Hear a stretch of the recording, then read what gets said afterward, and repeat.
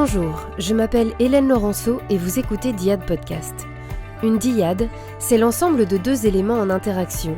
Vie pro et vie perso, voilà deux éléments qu'on tente parfois de séparer. Mais choisir son métier, s'épanouir, changer de vie professionnelle ou créer son entreprise a forcément un impact sur le reste de notre vie.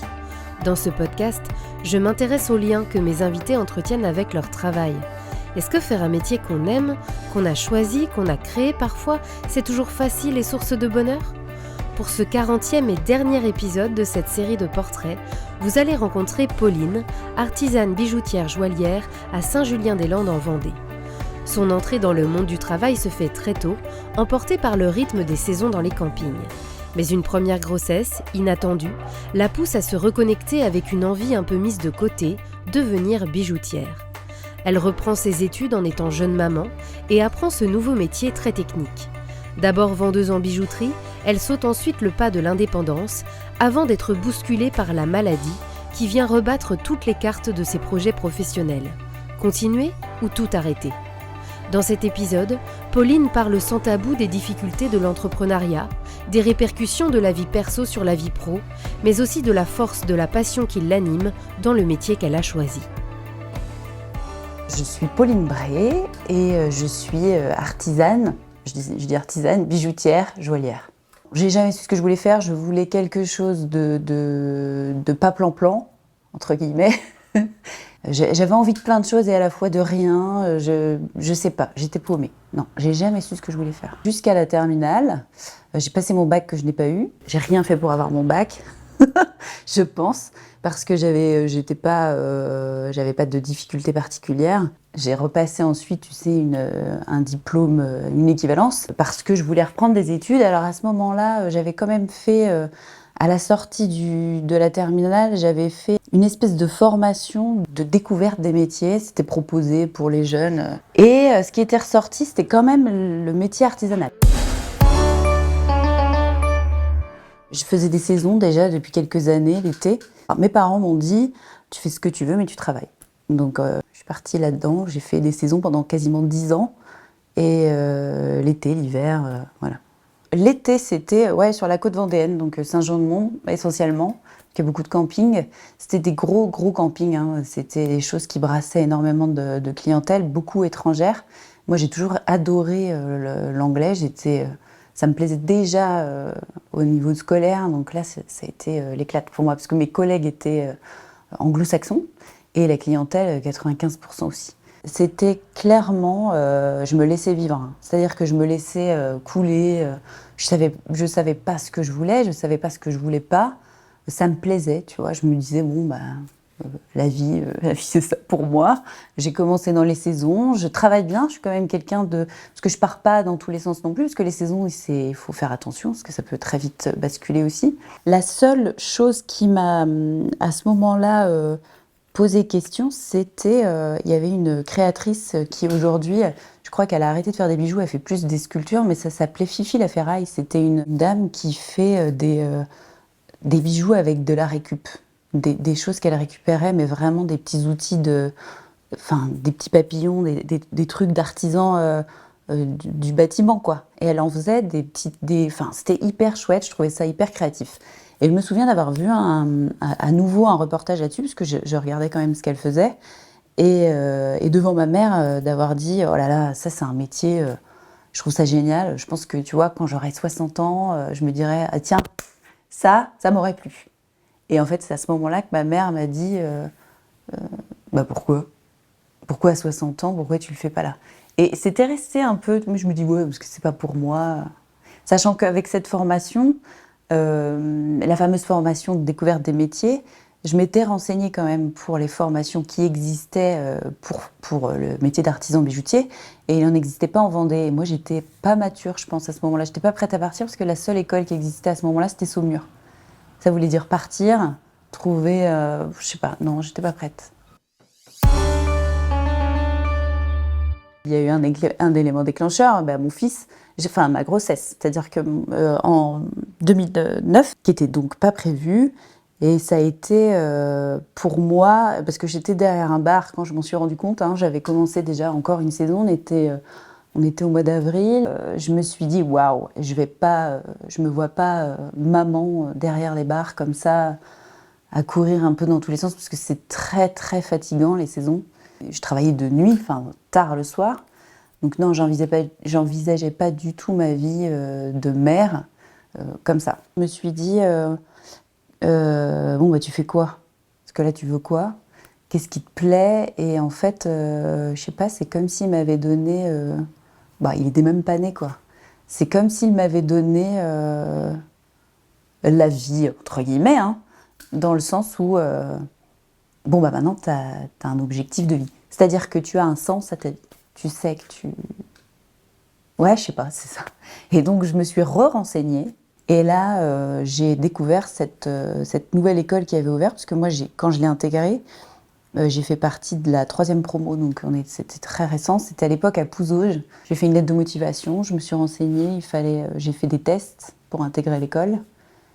Et voilà, et je suis allée au forum de la découverte des métiers avec ma poussette, mon fils, avec les fameuses blagues. Alors, vous venez pour lui, bien sûr. En effet, le fait d'être jeune maman, de reprendre des études, de plus avoir de rentrée d'argent, de tout mettre dedans, parce que l'école coûte cher. Mais je passe mon temps à faire des choix de vie au pire moment. Je me suis bougée, hein, j'ai fait des dossiers, j'ai fait des demandes de prise en charge auprès de la région, pas la région, mais le département. Ça a été pris en charge à moitié la première année, donc tout ce que j'avais mis de côté, je l'ai mis avec. Et puis il faut savoir que, étant maman, et à l'époque, mon mari, il travaillait aussi, donc il fallait que je rentre chez moi tous les soirs. Donc je faisais 160 km par jour, 1h15 à l'aller, 1h15 au retour. Et en fait, ça m'a coûté cher, hein. J'avais beaucoup de pression aussi. Et en fait, ça a été pour moi, en plus du décalage, parce que j'avais déjà 25 ans. Il y avait des jeunes qui sortaient du collège. Mais, enfin, j'étais pas la plus vieille, hein, mais on n'était que 3 vraiment adultes. Le reste, dans ma promo, le reste, c'était des jeunes. Je me suis quand même pas mal interrogée sur la qualité parfois de certains enseignements, parce que c'était donc une nouvelle école. J'avais très très peur de me louper à cause de ça. Parce que je me disais, ouais mais non, mais moi je donne tout là. Je donne ma vie, je donne mes économies, mon énergie. Et il faut vraiment que ça fonctionne. Il y avait des cours dans lesquels j'étais vraiment totalement à la ramasse, notamment le dessin technique. C'est hyper compliqué.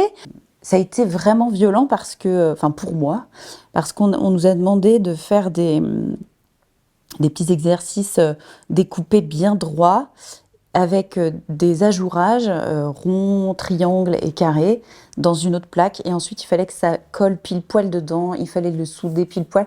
Et alors moi, s'il y a bien quelque chose qui me définit, c'est la lenteur. C'est pas que je suis lente. Je suis beaucoup moins lente que d'autres, mais je prends un temps fou, en général, pour tout. Donc, il y avait vraiment cette... je suis consciencieuse, donc je faisais très attention à bien réussir. Mais pour moi, c'était tu le fais parfaitement ou tu le fais pas. Et puis en plus, à ce moment-là, j'étais aussi, oui, dans ma vie globale, hyper exigeante avec moi-même. Donc, ce qui a bien changé depuis, merci. Mais franchement, il fallait que ce soit parfait. Sinon, ça servait à rien. À la fin des 2 années, je me suis dit que j'allais m'installer, que j'allais créer mes bijoux et que j'allais me lancer. Et là, je tombe enceinte.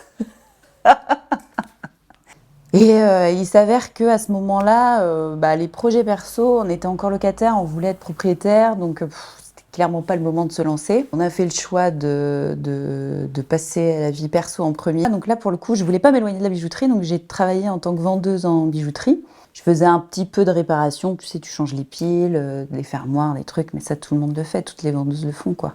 Après, l'avantage que je pense avoir eu dans ce poste-là, c'était ma technicité que mes collègues n'avaient pas, sauf une. Tu conseilles pas les clients de la même manière. Et puis, toutes mes années de bar faisaient que j'avais aussi un contact très facile. Donc, c'était pas déplaisant. Mais je commençais à tourner en rond. Il y avait vraiment un manque. J'ai essayé pendant ce temps-là de me mettre à créer tout ça. Et on m'a offert de petits matériels de base, le chalumeau, le laminoir, pour me lancer. J'avais un copain qui m'avait fabriqué un atelier avec un plan de travail, mais on n'avait pas la place à la maison. Voilà, ma fille était arrivée. Ce qu'il faut savoir aussi, c'est que c'est un métier qui est extrêmement prenant. Donc tu peux pas le faire comme ça 1 heure ou 2 le soir en rentrant chez toi. Surtout quand tu as 2 enfants et que tu as eu une journée où tu rentres à 21h, ou 20h, 20h, 20h30, 21h parfois. Donc non, c'était pas envisageable. Bon, j'étais pas allée au bout de ce que j'avais commencé, donc j'ai commencé à y réfléchir. Et moi, quand je commence à réfléchir à quelque chose, la fameuse lenteur, on y revient, et ça m'a mis 1 an et demi à mûrir, à me dire est-ce que c'est bien ça que tu veux, est-ce que c'est pas dangereux, est-ce que tu te lances pas dans un truc risqué, quoi, parce que tu as une famille, et voilà. Et puis, encore une fois, mon entourage toujours me soutient. J'ai fini par, à un moment donné, prendre la décision de quitter ça pour me lancer dans la création. Et à ce moment-là, c'était que de la création, c'était fabriquer un atelier au fond du jardin et m'installer dedans. Parce que je voulais pas travailler dans la maison. Pour moi, une maison, alors moi non, tu vois, j'aurais pas pu être mère au foyer, j'aurais pas pu faire de télétravail, quoi. Pour moi, chez moi, c'est vraiment pour tout sauf pour travailler. J'ai fait une rupture conventionnelle, j'ai eu 1 an et demi de Pôle emploi à ce moment-là, ce qui m'a permis de tenir un peu sur la durée.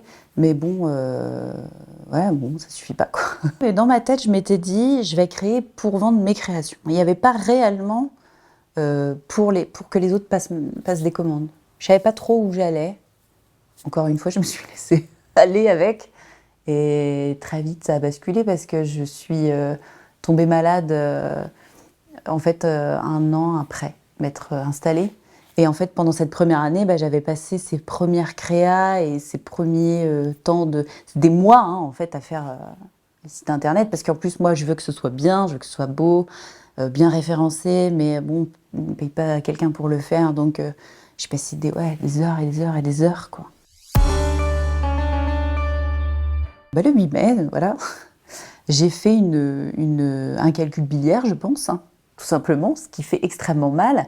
Donc je suis allée aux urgences en mode au secours, je vais mourir, puisqu'un 8 mai, on va pas voir le médecin. Donc je suis allée aux urgences et j'ai été prise en charge. Alors, ce qu'il faut savoir, c'est qu'on allait se marier à ce moment-là. C'est tombé le week-end de notre enterrement de vie de célibataire, mais on avait prévu de se marier le 10 août. Je fais cette crise, je suis prise en charge à l'hôpital pendant ce fameux week-end où je devais être en train de m'éclater avec mes copines. Et en fait, on me dit c'est un calcul biliaire. Oh ben non, oh ben si, oh ben non. Enfin bon, alors, ok, super. Bon.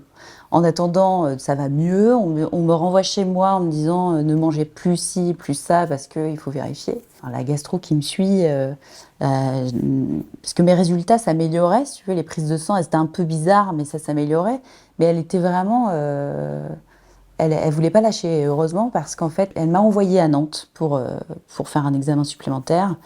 Et ils ont découvert que c'était coincé, ils m'ont posé des stents, m'ont dit que ça irait mieux. Je suis rentrée chez moi, on était à J-3 semaines du mariage.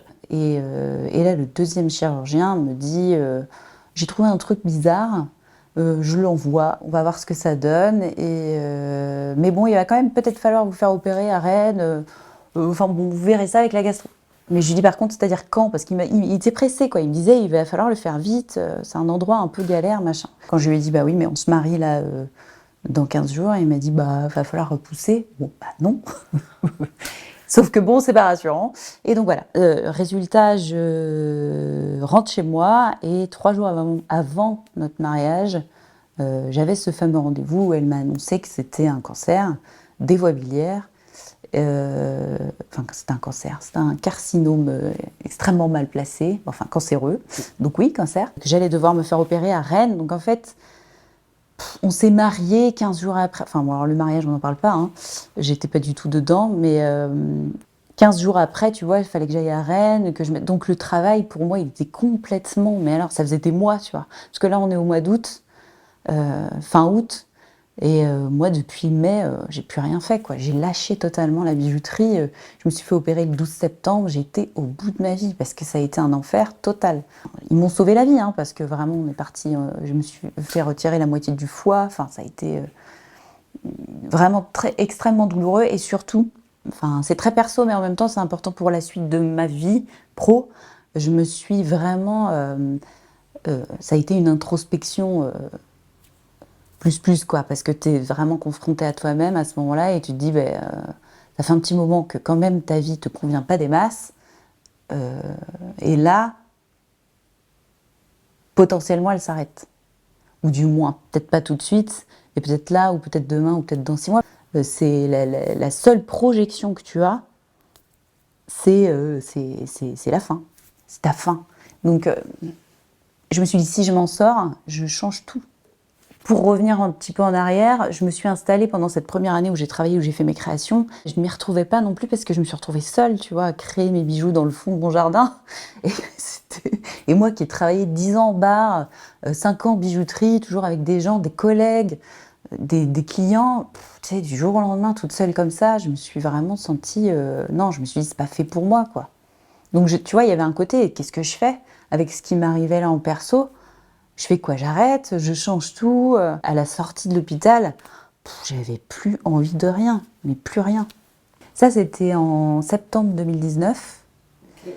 Et donc, tu sors de l'hôpital, tu retravailles plus. Je m'étais inscrite pour un marché de Noël qui est assez conséquent là dans le coin. Donc, je l'ai fait. Je l'ai fait. Je sais pas pourquoi je l'ai fait. Vraiment, alors en mode, allez-y, venez pas, c'est pas grave. Tellement plus, tu vois, t'as plus les mêmes priorités. Je bascule un peu dans la dépression et puis le Covid. Et le Covid m'a sauvé la vie, je pense. Ah bah écoute, ça a ralenti le monde parce que moi j'étais ralentie et le Covid a permis de rythmer les autres à mon rythme à moi parce que quand tu sors de ça, tes proches, tes très proches sont tellement heureux de te retrouver qu'ils s'attendent à ce que tu sois celle que tu étais. Ça ne l'est plus du tout. Toi, tu sais même plus qui tu es puisque t'es en déprime totale. Et puis, ça se voit pas que tu es en déprime parce que tu sais, toi aussi, tu es heureuse de t'en sortir. Pour moi, ça a été comme si j'avais été, mais tu vois, percutée par un train, par un camion, un truc bien, bien lourd. Et d'avoir roulé comme ça, roulé, mais de douleur. Et tu sais, t'es là, mais ça s'arrête quand? C'est l'enfer, machin. Et pouf, hop, ça s'arrête. T'es assise comme ça, t'es brûlée, t'es torturée, mais au bout de ta vie, t'as cru que t'allais mourir, et tu vois que tout le monde comme ça continue comme ça sur la route, et tout va très vite, et toi t'es là, mais genre tu te lèves. Je sais pas, t'es plus du tout dans le rythme, hein. T'es complètement à côté, donc en fait les gens, le monde va vite, et puis en plus on te dit ouais, super, puis ça se voit pas, parce que bon j'ai une cicatrice, mais personne la voit, je la montre pas comme ça.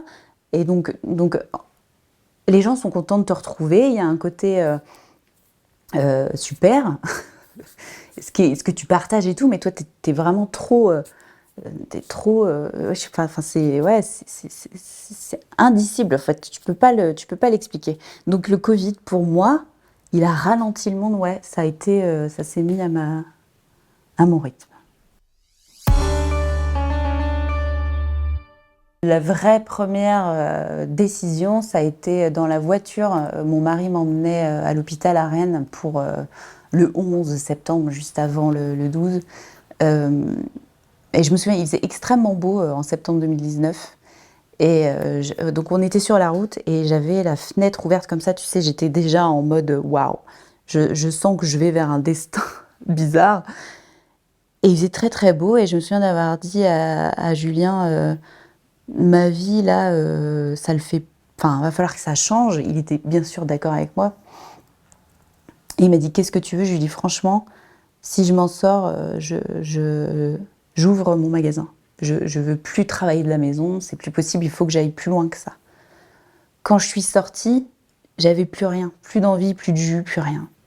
Donc en fait, là, je me suis dit, non, en fait, je vais arrêter... je vais tout stopper. En termes d'aide, j'étais allée au bout parce que malheureusement pour moi, j'avais 34 ans, donc persuadée que j'allais bien.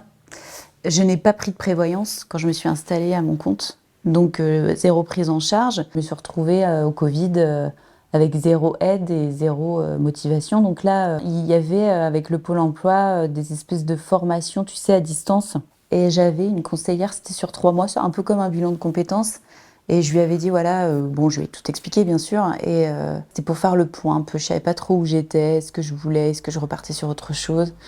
Et en fait, un jour, elle m'a dit, Pauline, enfin, vous êtes à la bonne place, quoi. C'est juste qu'il faut, ouais, il faut pousser. Et je me suis souvenue de ce que j'avais dit dans cette voiture à ce moment-là, et je me suis dit, ouais, faut que je développe. Et je sais que je veux pas être sur une grande ville.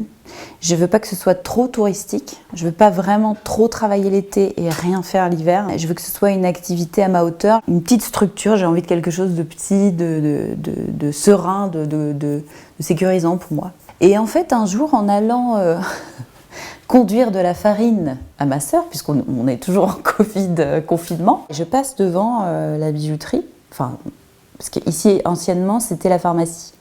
Et la pharmacie, la mairie a créé des locaux, donc elle a déménagé en face. Je passe devant, moi j'étais persuadée que c'était loué, et je vois cette grosse banderole locale à louer. Et je m'interroge, je me dis tiens, c'est pas pris. Et j'appelle mon papa qui s'avère être le maire de la commune où je travaille, pour lui demander pourquoi, parce que je suis fille de mère, mais qu'on soit bien clair, mon père ne me parle de rien, je suis au courant de rien. Il me dit bah non, personne s'est installé, tout ça, sachant qu'il savait que je voulais m'installer. Et donc voilà, j'ai visité, je me suis projetée, alors moi très vite. J'ai eu les clés, j'ai fait une saison d'été entre-temps pour renflouer un peu les caisses. Je crois que je les ai eues juste après. Parce que c'était concret avant, mais j'ai dû prendre les clés en septembre, tu vois. J'ai commencé les travaux, je devais ouvrir dans la foulée, parce qu'il n'y avait pas beaucoup de travaux, c'était du rafraîchissement, entre guillemets. J'avais déjà fait toutes les démarches, j'avais vu les fournisseurs et tout ça. Et puis là, bim, deuxième confinement. Voilà, confinement d'octobre, novembre. Et bon, ça m'a permis d'aller un peu plus vite dans les travaux, d'en faire un peu plus. Mais de décaler quand même pas mal de choses aussi malheureusement. Donc j'ai ouvert, tu vois, dans le jus le 28 quand tout a été réouvert le 28 novembre 2020. Ça a été hyper intense et en même temps, tu vois, encore une fois, je l'ai bien vécu parce que je pense que mon passé de saisonnière et tout ça, je tenais quand même pas mal la marée. Donc j'ai enchaîné avec une année en 2021 sans vacances, tu vois, bon ça faisait un petit moment déjà que je travaillais tout le temps. Et l'année 2021, ça s'est bien découlé. Il y a eu une fermeture en avril qui m'a bien mise dans le jus parce que j'avais fait des investissements que j'avais pas pu faire à cause du confinement de novembre. Donc j'ai fait des investissements et bim, ils nous ressortent une autre fermeture. Et alors là, vraiment, ça m'a mis dans le mal. Parce que fermé, quand tu es ouvert depuis moins de je ne sais plus combien d'années, tu as zéro aide. J'avais mis toutes mes économies pour ouvrir ici. J'avais fait un prêt. Et là, j'ai mis l'année à m'en remettre, et encore. J'ai mis du temps à prendre mes marques parce que les gens n'ont pas tout de suite saisi. Et je pense que c'est aussi moi, parce que il y avait vraiment des deux. Les gens étaient agréablement surpris en venant, ils ne s'attendaient pas à ça. Donc clairement, ce que j'ai compris, ce qu'on m'a dit, etc., on ne s'attendait pas à une bijouterie à Saint-Julien-des-Landes, on s'attendait à un magasin de créateurs. Donc ça a été très long déjà pour que les gens intègrent que j'étais pas juste créatrice, mais bien bijoutière. J'ai encore entendu une fois, il n'y a pas si longtemps, quelqu'un qui m'a confié des bijoux pour une transfo, et qui avait des bijoux à réparer et qui m'a dit non mais ça j'irai chez le bijoutier.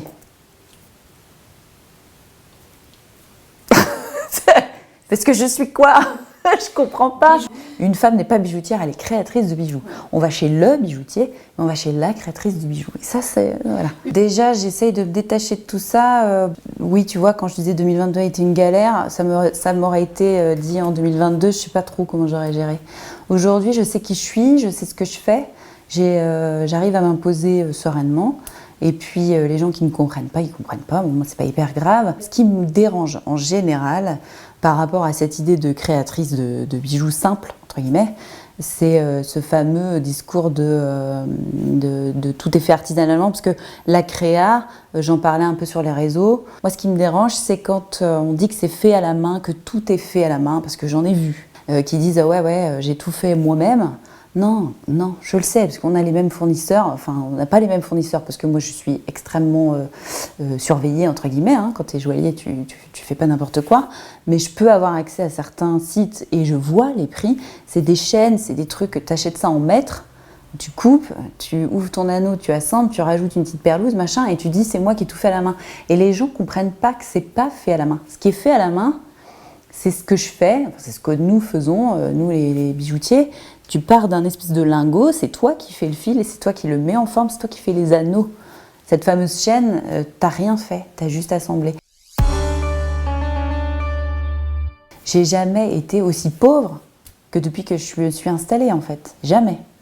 Je me suis payée, je commence à me payer depuis le début d'année 2023, donc ça fait à peine un an que je commence à me verser un salaire et je me verse même pas 900 € par mois, tu vois. Donc il y a un côté aussi méprise, dans le sens où les gens comprennent pas ce que tu fais, mais en plus, t'es chef d'entreprise, t'es bijoutière, oh bah là, la vie est belle. Il y a des moments où je me dis, est-ce que vraiment, Pauline, est-ce que ça vaut le coup? Est-ce que, oui, ça le vaut, franchement, par contre. Vraiment, j'en suis persuadée, mais il y a réellement des moments où je me dis, mais tout ça, pourquoi, en fait? La limite, tu la mets où? Ma vie perso est en train de changer, donc mon statut familial est en train de changer et je n'ai pas les ressources financières pour m'assumer, entre guillemets, en tout cas si je continue comme ça. Donc je fais tout pour le développer, je fais tout pour que ça fonctionne, et ça fonctionne en fait, c'est ça qui est dingue. Sauf que tu es obligé de réinvestir dans l'outillage. Tu vois, là en début d'année, j'ai investi des milliers d'euros pour l'atelier parce qu'il faut le développer, parce que j'ai une demande qui s'est vraiment développée aussi. Et pour y répondre, il a fallu que j'investisse dans du matériel bien plus cher et d'autres matériels, des choses que je n'avais pas, pour aller plus vite, pour travailler mieux. Et ben, ça se paye en fait. Et donc oui, tu travailles. J'ai fait une bonne année 2023 et tu te dis tu vas commencer à pouvoir te payer, mais non, parce que voilà, c'est le monde de l'entrepreneuriat. Ce que tu gagnes, c'est pas pour toi, c'est réinvesti. J'adore ce que je fais. Vraiment, j'ai aucun regret. Je veux juste aller au bout de ce que je fais et j'ai pas envie de regretter. J'ai pas envie de me dire que j'ai pas tout fait pour que ça fonctionne, quoi. J'ai énormément de demandes. J'ai du travail. Ce qui me manque, c'est peut-être, tu vois, je sais pas moi, du temps. En même temps, voilà, j'ai une vie de famille, j'ai une vie perso qui est compliquée parce que voilà, quand t'as vécu ce genre de maladie, bah, t'es suivi, puis tu vois, il y a des trucs au quotidien, je peux pas, il y a des jours où j'ai du mal à me lever, où je peux pas manger, où tu manges et ça passe pas, enfin tu vois, ça, tu peux pas le dire aux clients, tu peux pas dire, c'est compliqué. Je suis là tous les jours, hein. Je suis là du mardi au samedi, je travaille, je viens souvent les lundis matins pour travailler un peu aussi à l'atelier, c'est fermé, mais tu te dis ouais, pourquoi tant de sacrifices? Et mon fils m'a dit très justement, parce que mon fils est très intelligent, un jour il m'a dit bah pourquoi tu changes pas en fait juste? C'était un moment où j'étais un petit peu plus tristoune, on va dire. Et il m'a dit bah si tu gagnes pas assez ta vie, pourquoi tu changes pas? C'est vrai. C'est si simple pour lui. Il a raison, hein, il n'est pas idiot. Je sais pas pourquoi. J'ai pas l'impression de m'obstiner, mais je pense que ça en vaut la peine. Je pense que je fais un vrai métier. Et j'adore ce que je fais vraiment et je me sens très épanouie, quoi. Donc c'est compliqué, ouais. Après, franchement, voilà, je dirais pas dans le mur. Hein. Je suis pas non plus. Si je dois arrêter pour que ma vie, pour mes enfants, je le ferai. Je pense que si je m'étais installée directement ici, en ayant des aides du Pôle emploi, tu vois, ça irait. Le problème que j'ai eu, c'est que je me suis installée dans mon jardin, dans ce fameux atelier, et que j'ai ouvert ça après. Donc mes aides étaient passées. Moi, je suis partie, là, j'ai mis toutes mes économies dedans, quoi. Donc il n'y a pas de soutien financier, si ce n'est celui de mon mari. Donc forcément, à un moment donné, moi, j'ai pas envie de ça, quoi. Je me fais pas entretenir, et puis il gagne pas suffisamment sa vie pour que ça dure éternellement. En tout cas, j'ai eu l'impression à un moment donné de me saboter parce que je sais pas, manque de confiance en moi. Je me suis lancée peut-être un peu trop tôt après ma maladie, tu vois, c'était pas, je sais pas, bon, voilà. Et Gilles, conseiller de la Chambre des métiers, est venu et il m'a dit non mais Pauline, franchement, ça va. Enfin, tout va bien, la bijouterie elle est chouette, ce que vous faites c'est juste, il y a juste ça à modifier, ça à mettre en place, et tu vois, bon déjà ça te rassure, parce que tu te dis je me suis pas trompée quand même. Je lui ai dit, je me sens comme une salariée sans patronne, tu vois, qui se tape tout le taf, et qui a aucun cadre, et qui est débordée, qui part un peu dans tous les sens, qui sait pas ce qu'elle doit faire. Je suis pas chef d'entreprise, je lui ai dit. Je dis, moi je suis bijoutière, j'ai appris à créer des bijoux, à les réaliser. Je sais les faire, je sais les vendre, je suis pas chef d'entreprise. Il me dit, bah si Pauline. Et je dis, ouais mais non, vraiment, ça c'est un métier, être chef d'entreprise. Il m'a dit, ah alors là, si vous êtes chef d'entreprise. Et en fait à ce moment-là, j'ai arrêté de me considérer comme une salariée sans patronne, je me suis considérée comme une patronne sans salarié. Et là, rien que ça, tu vois, ça fait le switch. Parce que pour le coup, t'as plus l'impression d'être débordée sans cadre, t'as l'impression d'être débordée parce qu'il n'y a personne pour te seconder. Tu te tapes tout. Tu te tapes tout. Tu fais les bijoux, tu fais la com, tu fais le ménage, ça a l'air de rien, mais voilà, il faut que ce soit propre, quoi, tu vois. Tu fais la compta, parce que je suis en micro. Tu gères les réassorts, c'est du stress en permanence. Tu rentres chez toi, tu fais que d'y penser. Tu dors pas autant que ce que tu voudrais. Enfin, tu fais tout. C'est toi qui gères tout, il n'y a personne qui te seconde. Et en fait, ce petit switch-là, il a tout changé pour la suite. Tu vois, c'était début 2023 et comme par hasard, j'ai commencé à me payer un peu à ce moment-là. J'ai mis en place des choses qui ont fait que ça fonctionne mieux. Un grand merci à Pauline pour cette interview et pour sa patience, parce qu'il m'a fallu du temps pour la monter et la mettre en ligne. Merci à vous pour votre écoute. Comme je vous l'annonçais en début d'épisode, c'est le dernier de cette série de portraits, mais ne partez pas trop loin, je prépare un nouveau format de podcast et j'espère que vous serez au rendez-vous. En attendant, partagez, commentez cet épisode, c'est le meilleur moyen de me soutenir et je vous dis à bientôt.